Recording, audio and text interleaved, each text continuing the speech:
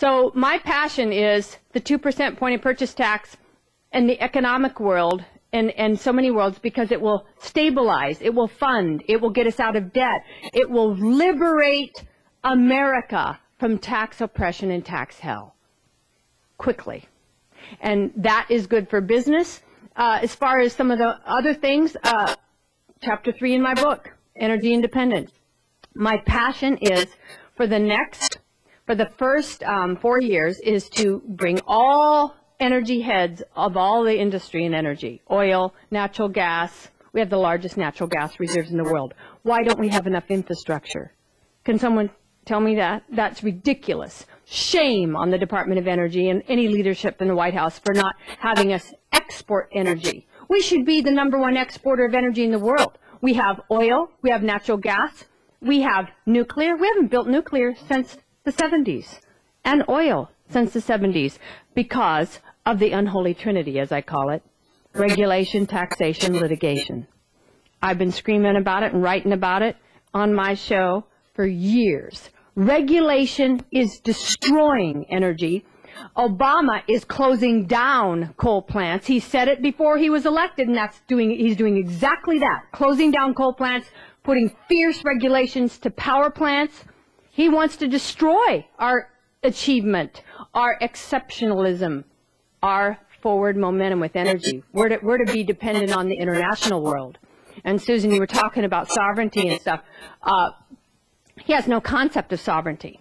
No concept at all of sovereignty. He wants us to submit and bow down to the UN, international global elitist forces, over my dead body if I'm president. I don't even know why we're in the UN anymore. I would take us out of the UN. I would disconnect us from, absolutely. You talk about waste of money, honey, while they outvote us and give us a speech on Islam and bludgeon Israel, our best ally in the Middle East. No, I'm for standing for Israel, standing for Taiwan, standing for freedom, and telling the UN to have a nice day. And as far as foreign policy, I've said it in articles, and I'm not going to hide from it or backpedal at all. I'm for calling the heads of all 57 Muslim countries who want to have a caliphate and push Sharia law down the world's throat, and you've seen what's happened with the Arab Spring. It's real, folks. It is not just a Bush scheme. It is very dangerous and very deadly. I would call all of the Muslim countries myself, and I would say the next 9/11 attack on America means the immediate classification of Mecca and Medina. Immediately. Hit him in the heart. Hit him in the heart. Let him know in advance. To me, that is ethical and compassionate and American. Let them know the cost in advance. I don't want war. I'm not going to go to the UN. I'm not going to call mommy or my therapist. I'm not going to call my show. I'm not going to look northward. I'm going to blow up Mecca and Medina if you ever attack us again, if we track it back to you at all. And I'm going to say, here's an incentive. You pull in the Taliban and Hamas and Hezbollah and Al-Aqsa Martyrs and Al-Qaeda or whatever the heck you call them. You call them all kinds of things. I don't even care what you call them. Pull in your radicals. Pull in the jihad crowd, the people that want to call us all infidels and control the world with your agenda. It ain't going to happen. We're the United States of America. We need to be strong. We need to have a strong military. We need the 2% point of purchase tax to get us out of debt and stop talking about it. I'm passionate about border security. 200 billion a year drug trade comes across every year. We need to stop talking about that and put virtual fence where appropriate, real fences, triple border security. I'd put National Guard on the troops. I talk about border stuff all the time on my show because it's critical to our infrastructure, our jobs, our history. We see states nearly going bankrupt because of it. We see criminals, mystery people, God knows what terrorist weapons are coming across the border, let alone drugs. We have to stop it. Then we can do what is compassionate, responsible, and honorable and legal with the millions of illegals that are here. We're not Nazi Germany. We don't treat people like cattle. I would find ways, utilizing the expertise of Al Garza, former head of the Minutemen, who's one of my endorsers, Jim Gilchrist, who's one of my endorsers, who was the founder of the Minutemen. I talk with those people all the time, and we will get it done. We will deal with the border and stop the hemorrhaging, and then deal in a compassionate and honorable and systematic way with the people that are here. And I have a heart, too. I care about the people that are here, but I'm not going to be codependent. I'm not going to give blanket amnesty like the Republicans play games with and the Democrats play games with to manipulate a voting bloc. No, no, no. That's not going to help America either. Borders need to be secure. We need the best military on earth. We need tax relief for real, not a dip, not an increase. No, we need a revolution with taxes so that we can get out of debt. We need to audit all governments. Departments in our government, and which I would do.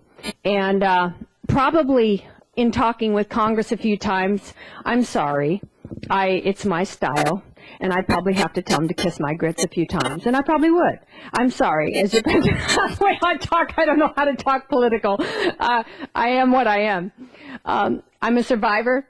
Where do I look for my time? Am I all right? Okay, because I thought I'm probably ignoring someone who's telling me to shut up. I didn't even know where I was supposed to look. 2 minutes left? Okay, all right. Well, one of the things that impacted my life, other than the Lord and His saving grace, which is my core inspiration in my life, it is. I was nearly killed back in August 25th, 2005, when a deer hit me on my motorcycle, and some of you heard about that, and it hit national news.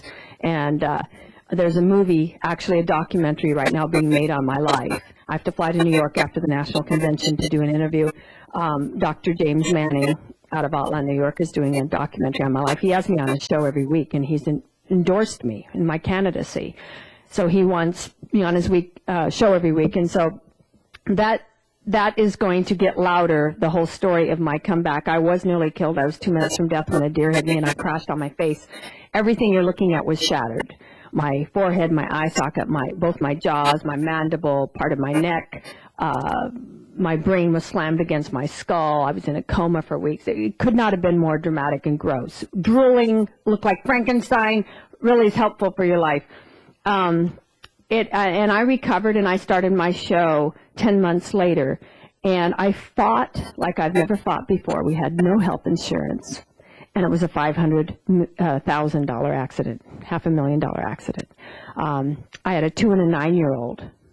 2 and a 9-year-old, and that was our only income when it was hit, because Rich was working at home because we had needy foster adopt kids. And so we decided to work, and we only brought in $2,500 a month or something. We were never rich with the show because of all the bills. So when we lost our only income with no health insurance, and I was in a coma, Rich got me on Medicaid, and that saved us from going bankrupt, and we built it back. And they had a rule: you can only get a job with minimum wage, Rich, while his wife was in the hospital in a coma. So he went out and got minimum wage. Done. Anyway, I'm back. If I, as roadkill, can come back, and America is roadkill, I think I'm the one to bring her back. Thanks so much.